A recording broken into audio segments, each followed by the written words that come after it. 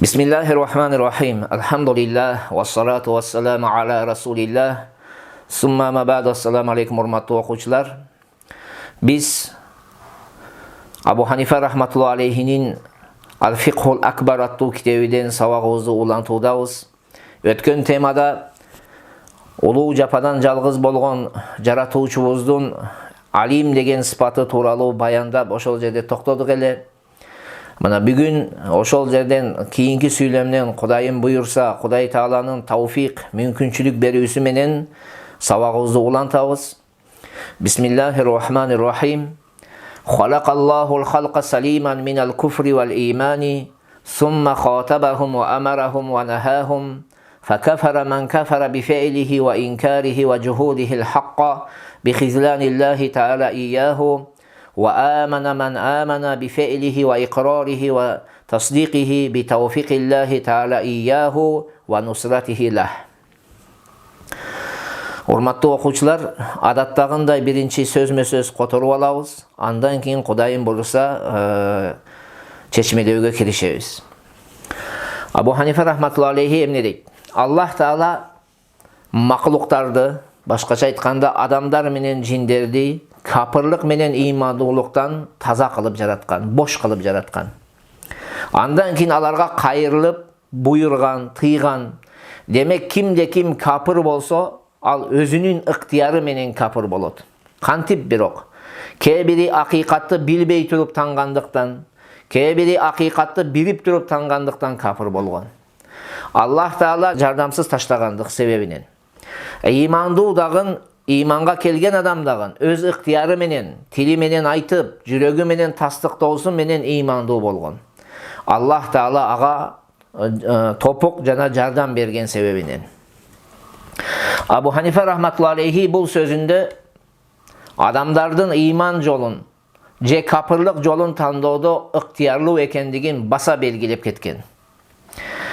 Демек адамдар менен жиндер төрөлгөн кезде ыйманды дагын, икрор тил менен айтууну дагын, жүрөк менен тастыктоону дагын, таңууну дагын, жалганга чыгарууну дагын, кесипти дагын, ыктыярды дагын, жакшыны дагын, жаманды дагын, пайданы дагын, зыянды дагын ажырата билбеген абалда, бир таптаза тунук абалда төрөлүшөт дейт.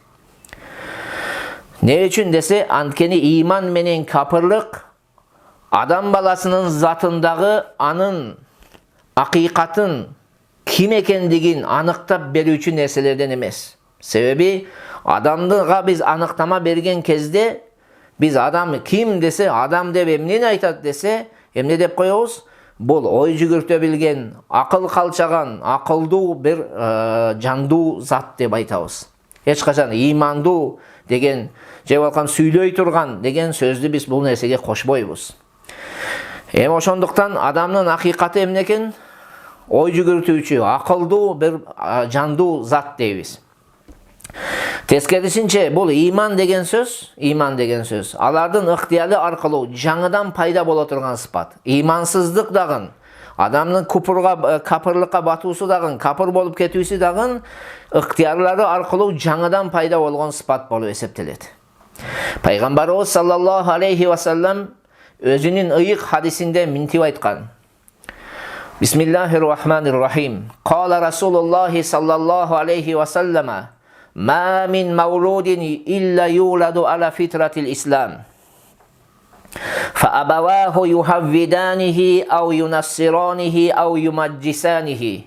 Кама тунтажул бахимату бахиматан джам'аа, хал тухиссуна фиха мин джад'аа." ثم يقول أبو هريرة رضي الله عنه: "واقرأوا إن شئتم فطرة الله التي فطر الناس عليها لا تبديل لخلق الله." صدق الله العظيم. Ар бир төрөлгөн бала, пайгамбар эмне дейт? Ар бир төрөлгөн бала фитрат менен, башкача айтканда ыйман жана капырлыктан таза, бош абалда төрөлөт. Андан кийин ата энеси аны же яхуди, же насрони, же отпарас кылышат дейт. Жаныбарлар бардык мүчөлөрү саламат болгон бир башка бир жаныбар тууганы сыяктуу. Силер анын жанагы жаныбарда кулагында же мурдунда кесилгендигин көрөсүңөрбү дейт. Эң салынгандыгын көрөсүңөрбү дейт. дейт. Эч бир жандуу эн салынган абалда төрөлбөйт, таптаза төрөлөт. Андан кийин ага ээси өзүнө тиешелүү энди салат деген максатты айтмакчы. Андан кийин бул хадистин риваят кылуучусу болгон Абу Хурайра радыйаллаху анху хадистин мазмунун Курандан далил келтирип минтип төмөнкү аятты окуйт. Рум сүрөсүнүн 30-аятын окуйт. Минтип айтат Абу Хурайра. Ушинтип айткан: эгерде кааласаңар, төмөнкү аятты окугула деп минтип айткан. Алла адамдарды ага, башкача айтканда, ислам динин кабыл алууга арнап жараткан деген аятты окуйт. Бул тууралуу Тафсир Насафини ачып карасаңыздар болот. Башка аятта Аллах Таала эмне дейт? Валлаху ахраджакум мин бутуни уммахатикум ла та'ламуна шай'ан. Нахл сүрөсүнүн 78 аятында. Алла силерди энеңердин курсагынан, энеңердин ичинен эч нерсени билбеген абалда чыгарды дейт. Эч нерсени билбеген абалда. Тафсир Куртуби Алусини ачып карасаңыздар, ушул жерде өтө сонун айткан. Аллах Таала бул сөзүндө адам баласынын энесинин курсагынан иман менен куфурду билбеген, ак менен караны ажырата албаган абалда чыгаргандыгын не кылган, баяндаган. Анткени иман менен куфурдун негизи эмне болот? Илим болот. Имандуулуктун дагы капыр болуунун негизи илим. Илимсиз бул экөө болбойт. Демек, адамдар менен жиндер төрөлгөндө илимсиз төрөлө турган болсо, анда имандуу болуп, же капыр болуп дагы не болбойт? Төрөлүшпөйт. Андан кийин, ошол төрөлгөндөн кийин акты караны ажыратып, балагатка жеткенде Аллах Таала аларга пайгамбарлар аркылуу иман келтирүүгө буйрган жана капыр болуудан эмне кылган? Тыйган. Ошондуктан ар бир иманга келген адам өз эрки жана ыктыяры менен иман жолуна түшкөн болот. Жана ыктыяры менен. Ошондой эле капыр болгон адам дагы өз эрки жана ыктыяры менен билип же билбестен акыйкатты тангандыктан капыр болгон. Урматтуу окуучулар, биз матуриди акыйдабыз боюнча ушундай да бир өтө бир китептерибизде келген маселе бар да. Биздин матуриди акыйдабыз боюнча 7 жашка толгон акты караны ажырата билген жаш баланын иман келтирүү дурус болот дейт. Эгер канчалык ал балагатка жете элек болсо дагы, балагатка жете элек, бирок ошого карабастан шариаттын өкүмдөрү ага милдет боло элек болсо дагы, бирок иман келтирүү дурус болот дейт. Демек, жаш баланын иманга келүүсү дурус болсо, анда анын динден чыгуусу дагы мүмкүн болот. Акыл эси жайында жаш балдардын. Андыктан эгерде жаш бала муртат болсо, ошо ойдон дүйнө сала турган болсо, жанагы иманга келип, өз ыктыяры менен иманды кабыл кылып, кайра динден чыгып кете турган болсо, анда анын акыбети, анын акырети жаман болуп калат. Бул маселеде биздин 3 имамыбыздын ортосунда талаш жок. Акыретте ал зыянга учурагандыгы тууралуу талаш жок. Бул маселе тууралуу Ибн Нужайм рахматулла алейхи өзүнүн Ал-Бахру Ройг аттуу эмгегинде минтип айтат.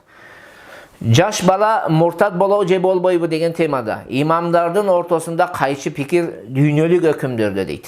Башкача айтканда, дүйнөлүк маселелерге, дүйнөгө тиешелүү, бул дүйнөгө тирүү кезине тиешелүү маселелерде 3 имамдын ортосунда кайчы пикир бар дейт. Ал эми акыретте муртат экендигине, динсиз экендигини тууралуу талаш жок дейт. Бул ошол Бахру Ройгте 5-тому 150-бетинде келген. Ошондой эле Дуррул Мухтар аттуу китепте Хаскафи рахматулла алейхи эмгекте дагы не деген минтип айткан. Эгерде акылдуу жаш бала капыр болсо, капыр болгондугу дурус болот дейт. Башкача айтканда, капыр болду деп эсепке алынат. Бирок экинчисинде кайчы пикир бар дегенде максат, жаш бала капыр болгон кезде аны дүйнөдө муртат болду деп айтууда кайчы пикир бар. Абу Юсуфтун көз карашы боюнча дүйнөлүк маселелерде капыр болду деп эсептелбейт. Дүйнөлүк маселеде анын капырлыгы кабыл кылынбайт. Ал эми Абу Ханифа рахматулла алейхи менен Имам Мухаммадтын көз карашы боюнча капыр болуп эсептелет дейт. Экинчиси дегенден максат бул жерде эмне дедик? Абу Юсуфтун пикири. Ошол китептерде экинчи деп келген бул Абу Юсуф болот. Ал эми акыретиде зыянга учурагандыгы тууралуу талаш жок дейт. Бул дагы ошол Дуррул Мухтардын 1-тому 35-бетинде бар. Келет. Демек, капыр болгон киши, биздин темабызга кайра кайталы, капыр болгон киши өзүнүн ыктыяры, erki jana jaman tandоосу менен акыйкатты таңып, Аллах Тааланын жардамыдан куру калып капыр болот. Себеби адам баласы туура эмес жолду тандаган кезде Аллах Таала ага жардам да бербейт, топук да бербейт. Тескерисинче жардамсыз таштап коет, нусратсыз таштап коет. Бул Аллах Тааланын адилеттүүлүгүнүн талабы. Адилеттүүлүгүн талабы болот. Аллах Таала ыйык Кур'ан-ы Каримде мынтип айтат: Аузу биллахи минеш шайтанир раджим. Инналлаха ла ядлимун наса шай'ау, валакиннан наса анфусахум ядлимун. Акыйкатта Аллах адамдарга зулумдук кылбайт. Тескерисинче адамдар өздөрүнө өздөрү зулумдук кылышат дейт. Юнус сүрөсүнүн 44-аятында. Ошондой эле имандуу, иман жолуна түшкөн адам дагы өз ыктыяры, эрки менен иман жолун тандап, тили менен иман келмесин айтып, ошол жүрөгү менен аны тастыктайт. Тастыктап имандуу болгон. Бирок Аллах Таала ага жардам жана топук берүүсү менен болгон. Аллах Таала бул тууралуу эмне дейт? Бисмиллахир-рахманир-рахим. Инналлаха ладу фадлин алан-нас, валакинна аксаран-наси ла яшкурун. Акыйкатта Аллах адамдарга мээрим эйси, бирок адамдардын көпчүлүгү буга шүгүр кылышпайт дейт. Урматтуу окуучулар, ушул жерде бир нерсеге токтоп өтүп кетели. Бизде азыр тауфик деп жатабыз. Анан хизлан деп жатабыз сүйлөмдө. Биз дин көз караш боюнча, ахли суннат вал жамааттын матуриди багытынын көз карашы боюнча тауфик деп эмнени айтат, хизлан деп эмнени айтат. Тауфик деп алымдарыбыз айтат: Жаалуллахи фи'лал абди ва каулаху мувафиқан ли амрихи таала ва нахйихи ма бақоил ихтияр. Тауфик деген сөз дейт Кудай Таала кулунун амалыны, кулунун сүйлөгөн сөзүн өзүнүн буйругу жана амалына жараша кылуусу дейт. Ага төп келтирүүсү дейт. Бирок ыктыяры калуусу менен биргеликте. Башкача айтканда, өзү жактырган, Кудай Таала өзү буйрган, өзү тыйган нерселерди эмне кылат экен? Буйргандарын аткарууга, кулунун жасаган ишин ошо буйргандан аткарууга жана тыйгандарынан сакталууга эмне кылган? Шайкеш келтирип жаратууну айтат. Шайкеш кылып коюуну айтат. Ал эми хизлан деген сөз хува адаму нусратил абди ва ианатихи ала таа. Хизлан дегени бул ибадат кылууга, Кудай Тааланы кулчулук кылууга жардам бербей, аны өзүнүн менен өзүнө таштап коюуну айтат. Мына ушул жерде тауфикти эмне дедик? Кудай Таала, жакшы эсиңиздерге, Кудай Таала өзүнүн жараткан кулунун амалыны өзүнүн буйругу менен тыюусуна шайкеш келтирүүсү. Бирок ыктыяры калат. Ыктыярлуу, кайсыл жагды тандаганга. Ал эми хизлан дегени Кудай Таала кулчулук, өзүнүн кулчулугун аткартууга кулуна не кылбайт, мүмкүнчүлүк түзү бербейт, жардам бербейт. Тескерисинче өзүнү өзү менен калтырып коет деген сөз бул хизлан деп аталат. Жанагы жокордагы хизландын мааниси ушул. Сумма Абу Ханифа сөзүнү улантып не дейт? Сумма ахража зуррията Адам алейхиссалам мин сулбихи фажаалахум уқалаа фахатабахум ва амарахум ва нахахум фаақарру лаху биррубубияти факана залика минхум иманан фахум юладуна ала тилка алфитра фаман кафара баъда залика фақад баддала ва гайяра ва ман амана фақад сабата алейхи ва давама. Андан кийин Адам алейхиссаламдын бериден анын урпагын чыгарып, акылдуу кылып, иман келтирүүгө буйурду дейт. Жана капыр болуудан тыйды дейт. Алар Аллах Тааланын жаратуучу экендигин моюндашты. Мына ушул Аллах Тааланын жаратуучу экендигин моюндагандыктары иман болду дейт. Алар ошол фитрат менен, фитраттын мааниси төмөндө келет. Фитрат эмне деген мааниде? Менен төрөлүшөт, фитрат менен төрөлүшөт дейт. Демек андан кийин ким капыр болсо, чындыгында аны мурунку иманын алмаштырып жана өзгөртүптүр дейт. Ал эми ким иман келтирсе, бул дүйнөгө келген экен, чындыгында бекем ошол иманга бекем калып аны улантыптыр дейт. Абу Ханифа рахматуллахи алейхи бул сөзүндө ал-Мусак, бизде качантан бери имандуу ал-Мусак күнүнөн бери деп коебуз. Ал-Мусак күнүндөгү иман келтирүүнү баяндап, кадари мутазилердин пикирине жооп берген. Урматтуу окуучулар, биргеликте Бұл туралы құтты Құранда келген Аллах Тағаланың сөзіне қайырылып көрелі. Al-Mustaq күндегі иман туралы. Аллах Тағала мынтип айтқан: Аузу биллахи минаш-шайтанир раджим.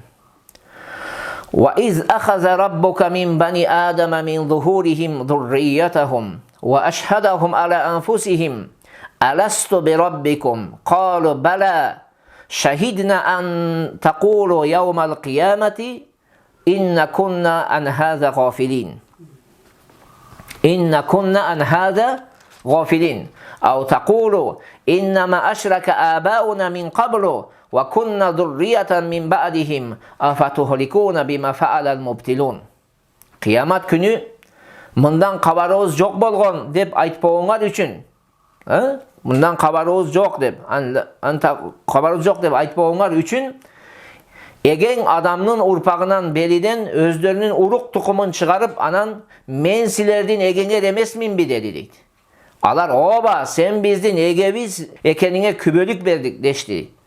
Же мұрынқы ата-бабабыз Аллаға шерик келтірішкен, біз де алардың ұрпағыбыз, бұзықларын жасаған жамандығын себеп қылып, бізді де жоқ қыласың бы деп айтпауыңар үшін дейді. Бұл аят А'раф сүресінің 172-173 аятында. Ушул жерде қарасаңыздар, Аллах Тағала адам атаның ұрпағын эмне қылды дейді, анын арқасынан шығарып, андан менен келишим түзгөн. Келишим түзгөнде мен силердин кудайыңар эмесмин бе дегенде, биз эмне деген экенбиз ошол кезде бардыгыбыз бир добуштан, ооба, сен биздин эгебизсиң, сен биздин жаратуучубузсуң деп моюндаган экенбиз. Бул маселе тууралуу пайгамбарыбыз саллаллаху алейхи ва салламдын куттуу сөздөрүндө келген. Бирок, урматтуу окуучулар, Аллах Таала кыямат күнүнө чейин төрөлө турган Адам алейхиссаламның ұрпағыны аталарының арқасынан кебирин ақ,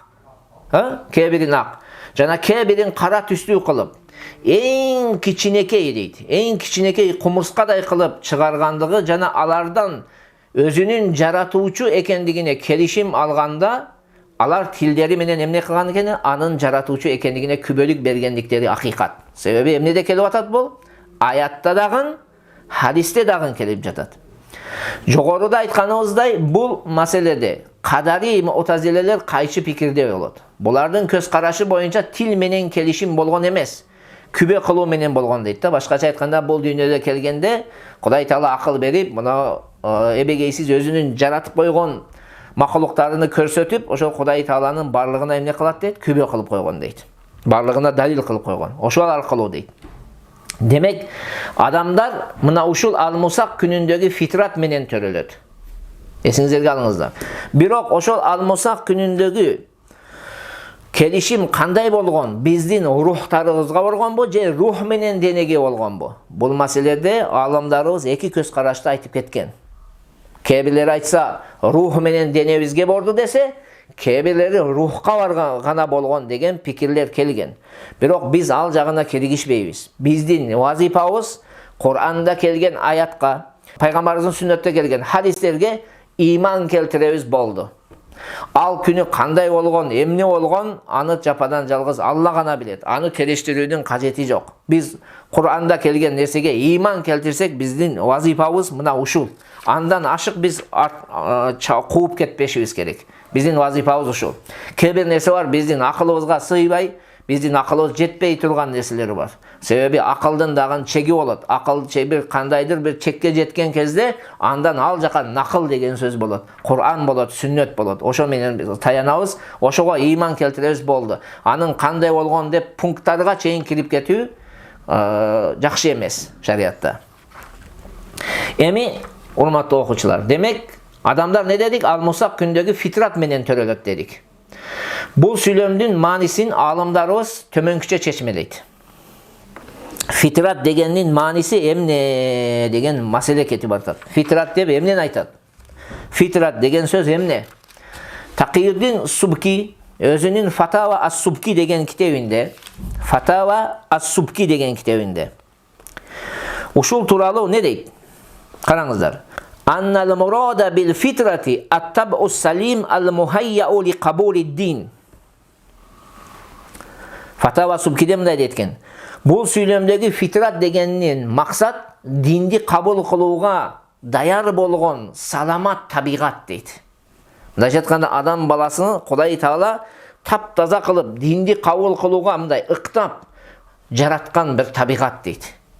Таптаза кылып. Экинчиси, фитрат деген маанисини Имам Тойиб деген Имам Тойиби рахматуллахи алейхи мынтип айткан. Wal ma'na biha hahuna tamakkunu an-nasi min al-huda fi asli al-jibilla wa tahayyu'u li qabul ad-din. Караңыз.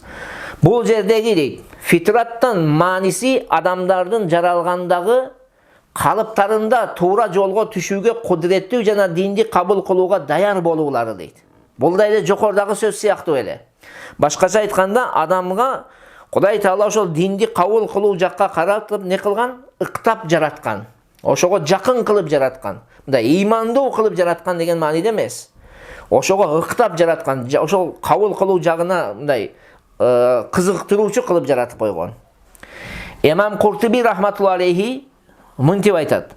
Al-ma'na anna Alloha khalaqa quluba bani Adama mu'ahhalatan li qabulil haqq kama khalaqa a'yunahum wa asma'ahum qabilatan lil mar'iyati wal masmu'at. Бул жердеги фитраттын маанisi дейт. Аллах Тааланын адам баласын акыйкатты кабыл кылууга жарамдуу кылып жаратуусу дейт. Көздөрүн жана кулактарын көрүлө турган нерсе жана угула турган нерселерди көрүп угууга даяр кылып жаратканы сыяктуу дейт. Карасаңыз, бул жерде дагы ыймандуу деп жараткан эмес, ошого жакын, ошого дин жагына мындай жөндөмдүү, ошол жака кызыктыруучу кылып жараткан деп жатат. Имам Навави рахматуллахи алейхи дагы өзүнүн баягы Сахих Муслимге жазган шархында мынтип айтат. Инна ма'анаха анна кулла маулудин юладу мутахаййиан лил ислам. Имам Навави дейт, не дейт?